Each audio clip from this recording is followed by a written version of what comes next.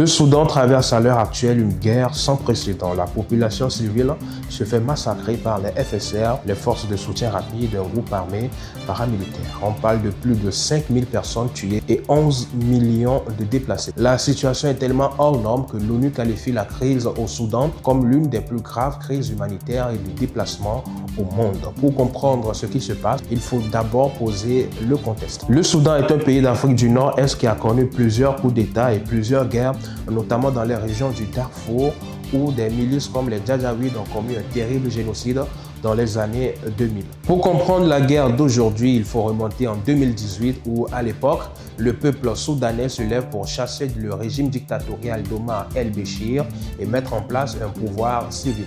À l'époque, deux hommes s'illustrent à la tête du pays, à savoir Abdel Fattah al-Burhan, le chef de l'armée, et Mohamed Hamadan Dogolo, encore appelé Emeti, le chef des forces de soutien rapide FSR, un groupe paramilitaire issu des Djadjaouides, un groupe qui avait commis le génocide au début des années 2000. Les choses se compliquent à partir de 2023 où les FSR attaquent l'armée régulière.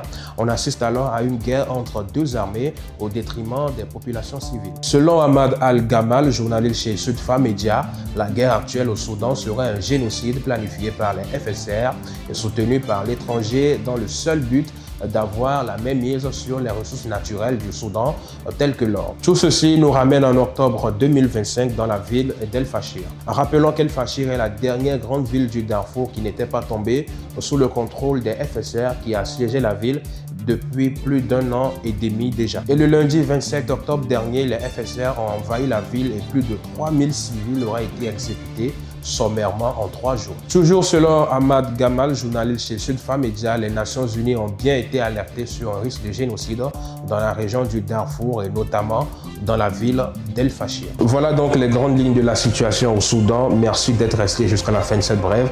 N'hésitez pas à laisser vos avis en commentaire. À très vite sur Chandelle TV.